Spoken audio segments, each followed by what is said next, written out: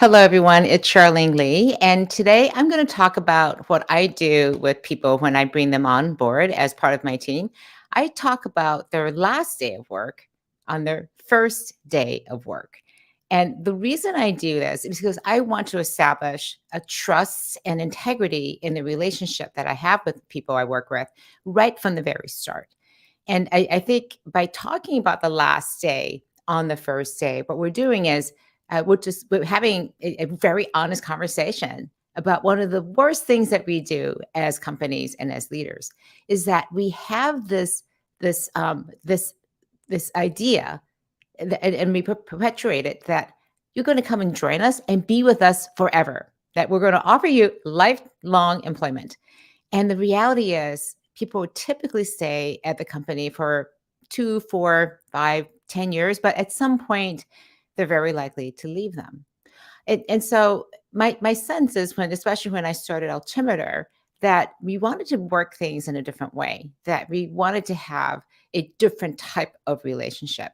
And so in a way, it actually led to greater retention. The fact that we actually talked about what work was going to really look like and that we imbued integrity deeply into the relationship. So today I want to talk about how do we actually reformulate this contract, this compact that we have with our employees. And to get the conversation going, I would love for you to share where you're coming from and also how do you think about retaining talent? Or importantly, how do you think about the relationship you have with your employees, with your talented people?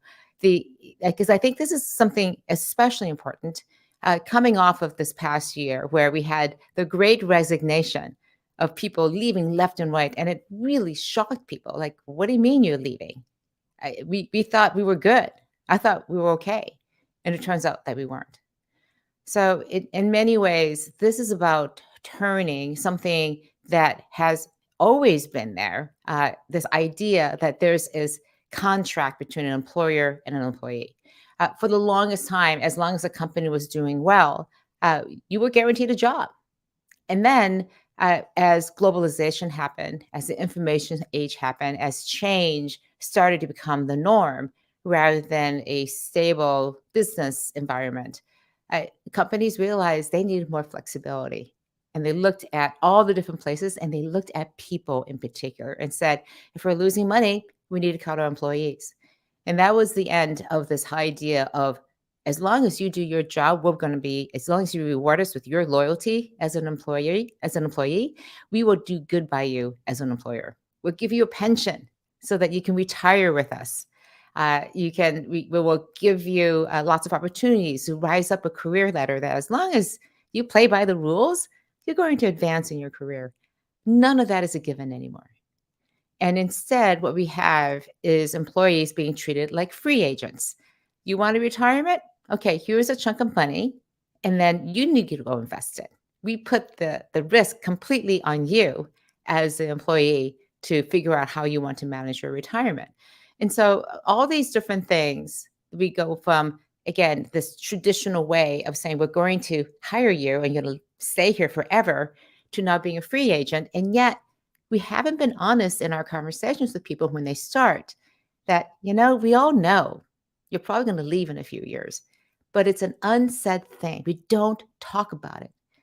And as a result, when an employee is realizing, I really like this job, it served me for a while, but now I want to do something different. You then start seeing the employee kind of going out for lunches, longer and longer lunches with friends. And then all of a sudden you get a 2-week notice on your desk. That to me is not having integrity in a relationship with your employees.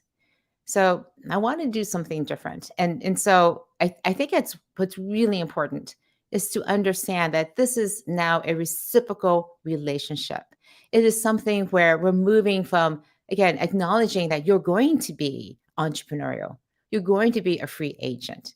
And we're going to be upfront about that right from the very beginning. Because when you have that right at the very beginning, you know exactly the kind of relationship you're going to have. And instead of seeing as somebody who leaves the organization as disloyal, you actually set the expectation right from the very beginning as, I know you are ambitious. I know you want to develop, you want to grow. And I'm going to help you do that. I'm going to increase your employability, your marketability as an employee, as a person. And in return, I ask you to help me make the organization, the firm, the company more valuable too as well. So if we make you more valuable, you're going to help us be more valuable and we're going to be living in harmony together.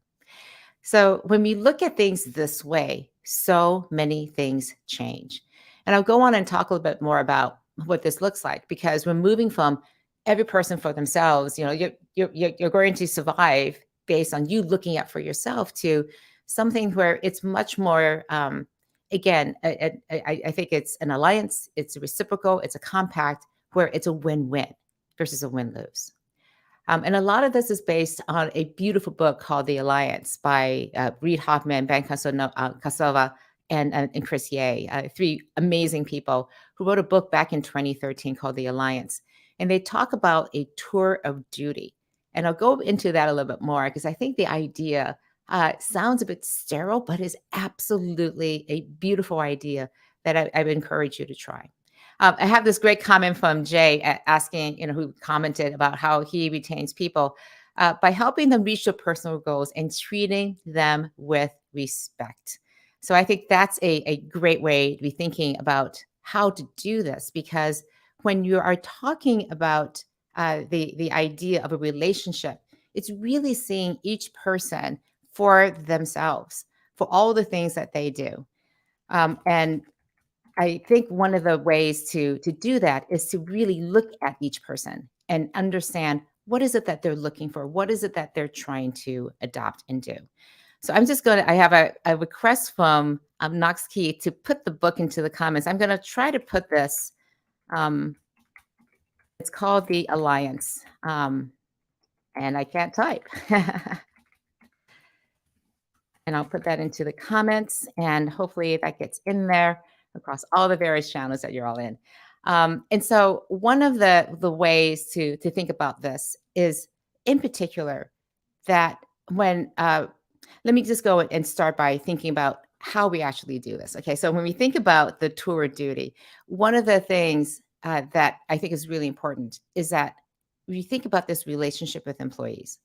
It's moving from the idea that, is this gonna be the only time you're gonna be here is at the company, and then afterwards, you don't exist anymore, and the reality is, you exist in each other's lives. The company remembers the employees remember the company, and it's actually connecting us through the rest of our careers because guess what's on your LinkedIn profile?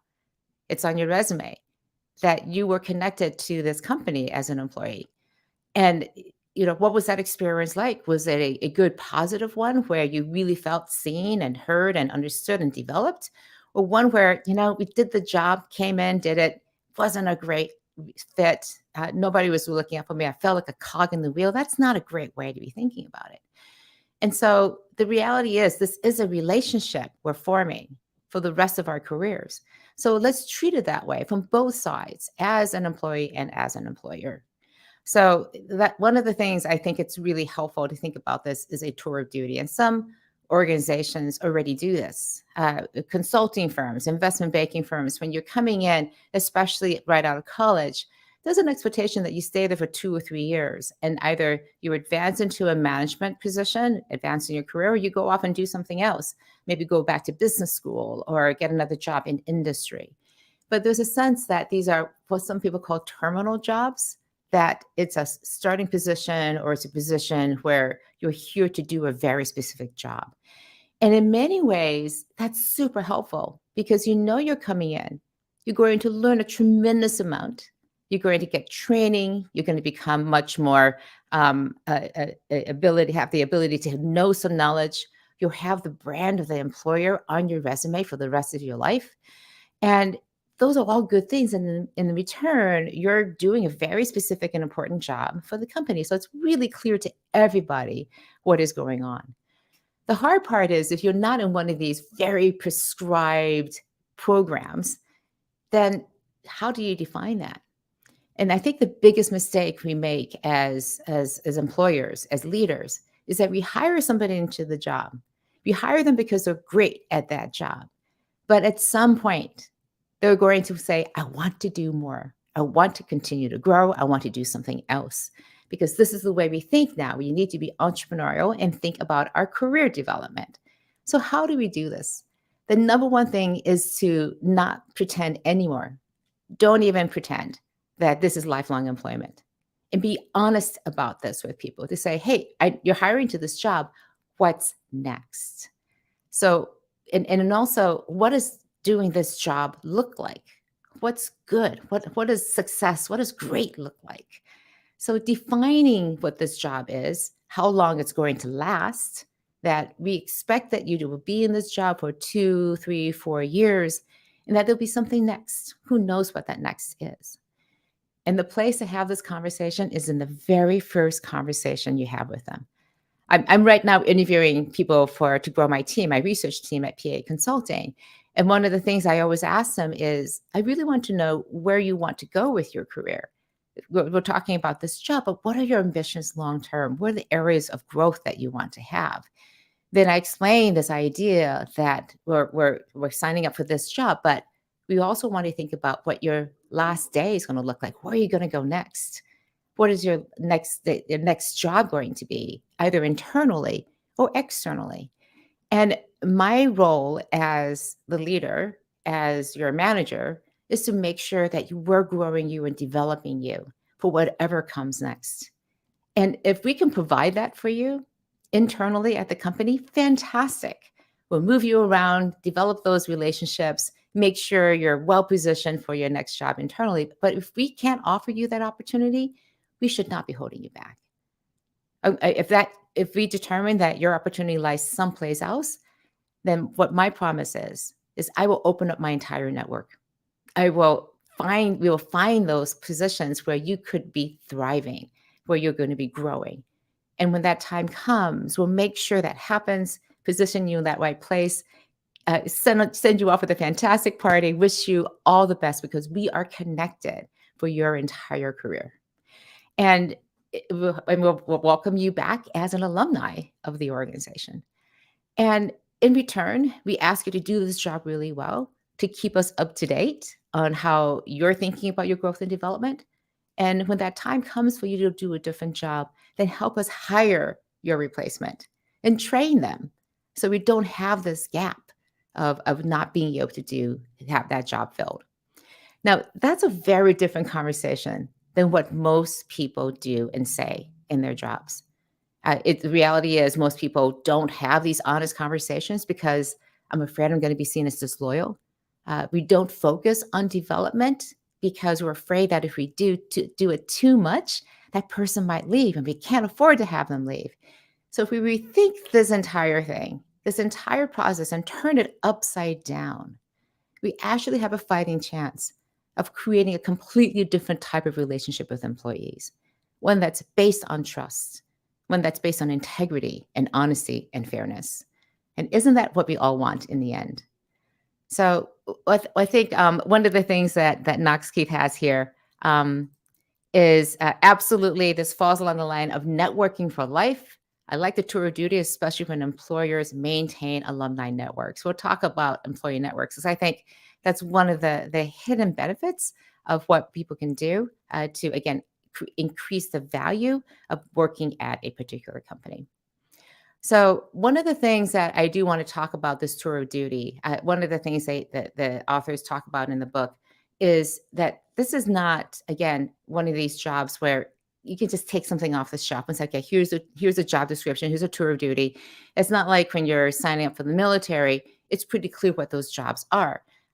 In many ways, the jobs that we have now, the functions, these tours of duty, are very, very personalized for every single person. And so this is done directly between the manager and the employer. It's not something that you can outsource to an HR person, and to the HR department, because it really requires this tremendous trust and integrity in the relationship.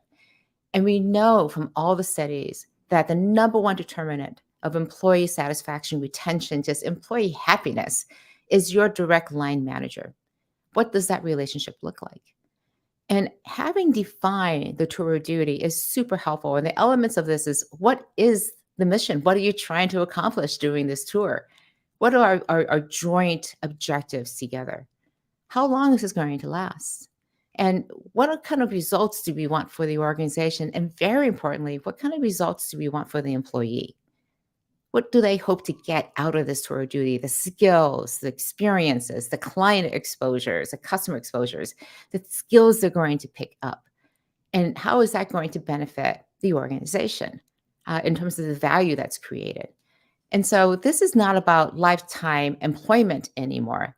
It's not about lifelong employment. It's about lifelong employability, that we're investing in you so that you are going to increase your value as an employee.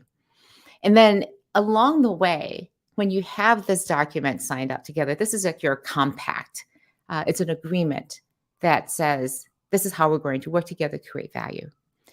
Along the way, make this a living document. Check in on a regular basis. It could be every year. It could be every half year. I recommend every quarter, just to check in to say, are we creating the value? Are we experiencing the things we want to? And if we're not, what adjustments do we need to make? And as you get closer and closer to that time when you're ending that tour of duty, uh, again, the conversations change. Well, what do you want to do? Do you want to extend this tour of duty? Do you want to do something else? What's next in the cards for you? And this is where you may encourage that employee to go out and do informational interviews. They may be curious about doing something completely different or working in a different field. And allowing them to explore that is a true sign of trust, in that you're not holding on to them so tightly that you can't let go. The idea of losing them is not so hard, because we're going to do this in a very orderly way. We're going to do this in a way that is, again, filled with integrity, and they keep you in the loop. And what happens then is, because you're understanding where that path is, you can also plan as an organization, do we need to start thinking about hiring somebody else? And it's not to say, because no matter what, this person is going to go to another job, either internally or externally, because they've grown out of it. So you can begin this thoughtful, rational, intentional way of thinking about these kinds of transitions. So, in many ways, I think this is a different way to be thinking, a different way to be operating. And the really important way to think about this is that instead of thinking about an employee as this resource that can be easily replaced, the reality is it's really hard to lose people and to replace people. So, and also, you've developed this relationship that can be extremely valuable to you too as well. So, one of the ways to be thinking about this is how to create value for both the employee and for the organization. There are two ways to be thinking about this. One is the networking opportunities that each employee has, and also through the alumni network. And I'll talk about those two things. The first one is employees themselves bring with them a very rich network of connections. And these are their friends, their former colleagues, business contacts.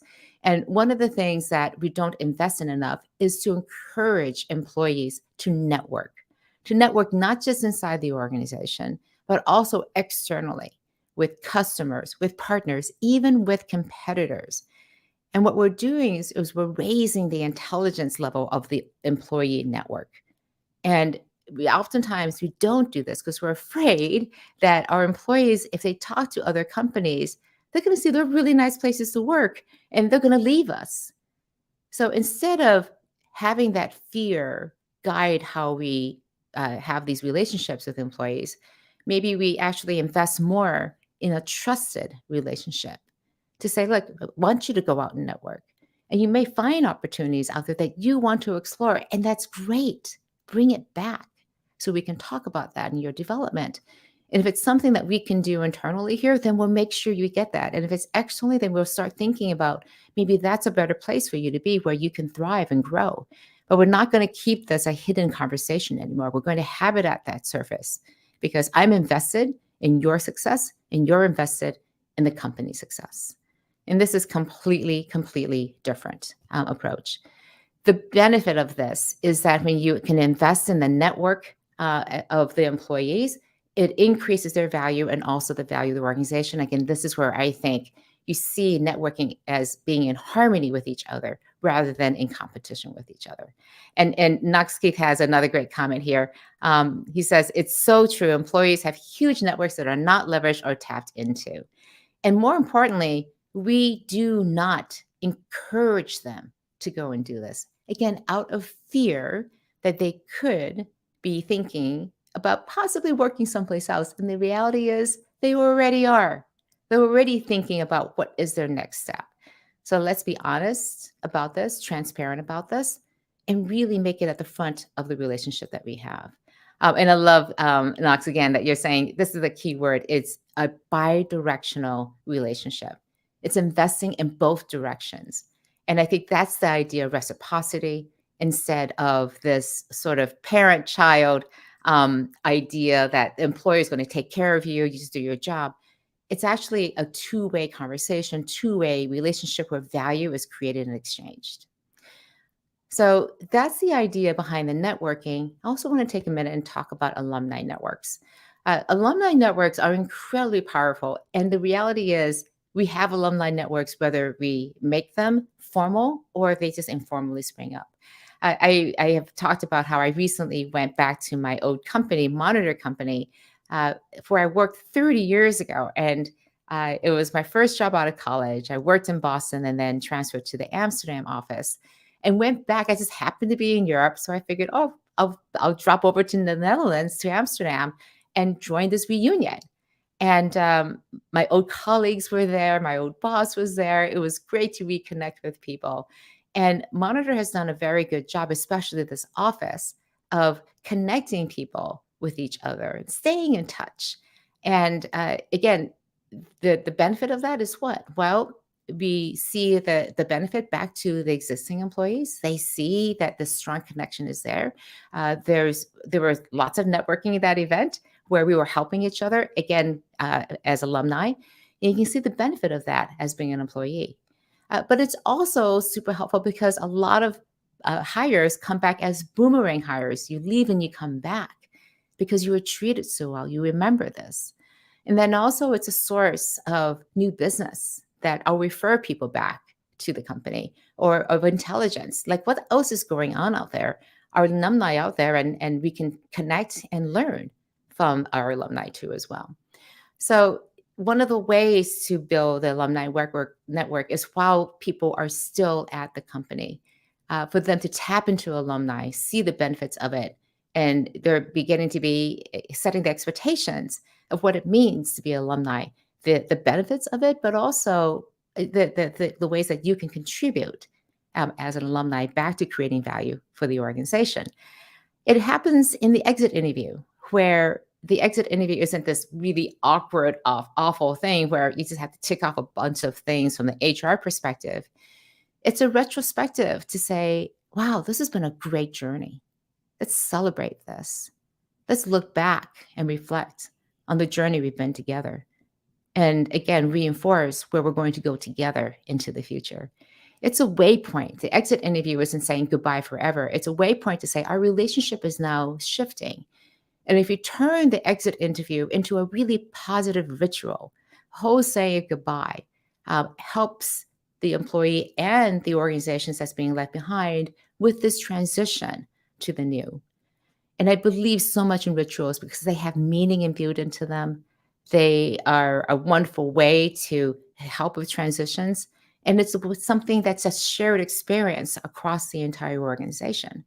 So if we make the exit interview a ritual, a positive one of celebration, of reflection, of again, of opening new things, rather than this thing that's bad and terrible that somebody's leaving, it changes so much of the relationship. And then I think the emphasis here again is this relationship that you begin on the very, very first day, on the very first interview you even have with a potential employee, that you're setting the expectation that we're going to be working in a very, very different way. This is not the traditional employer-employee relationship where I'm hiring you for a job and at some point, unbeknownst to anybody, but everybody knows is you're going to leave, but we're never going to talk about it. Instead, we're going to talk about it constantly, and not in a way that's negative, but it's in a way that's a really positive thing for you as an employee, but also for us as an employer. We are united in reciprocity and investing in your career and investing back into the organization.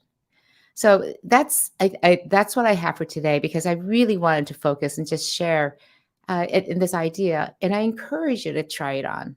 Encourage you to do this with your existing employees to have this integrity based relationship, one that's not anymore based on this shadow assumption that okay, at some point we're going to leave, but we're never going to talk about it. Instead, put it up front. Say to people, I know you want to grow and develop. What does that look like? What does that really look like? And it could be tough at first because this is not the kind of relationship you may have already, but it's something instead that I think you can shift the relationship into a new space. So good luck with that. I would love to hear from you how it goes. If you're starting to shift these conversations, what's working, what's not? How do you shift them? What kind of things come up as you're developing these relationships? Especially again, if someone's been there for a while. One of the things I neglected to say is that if someone's been there for a while, I actually encourage them to go out and do informational interviews in our conversations, in our development conversations, like, what else are you interested in doing and exploring? And they usually have something like, I want to do this. I want to try marketing. Okay, go and talk to our marketing people. I'm interested in customer service. I'm interested in this new area, this topic that we don't do anything about in our company. I'm like, okay, I know somebody in my network. Go and talk to them. Because if you don't itch that scratch and help them itch that scratch, they're going to scratch it anyways, and you will have no idea. But in this way, yeah, when you actually help them explore these ideas in these arenas, you're deepening that relationship and showing and demonstrating that you are fully in. You're fully invested in their success. And in return, they will be fully invested in the company's success. So good luck with that. I will be off for a few weeks. I'm going to this place in the Nevada desert called Burning Man. So the next time I'll be here will be Tuesday, September 13th. And that day, I'm going to be talking about this whole idea of radical acceptance and how that could potentially really transform the way you lead. And I do believe that radical acceptance, this whole idea that you go into a place where you are giving up your need to be in total control in any form of control and how important that is, especially for disruptive leaders. So take care, all the best. I will see you in a few weeks and take care. Thanks. Bye-bye.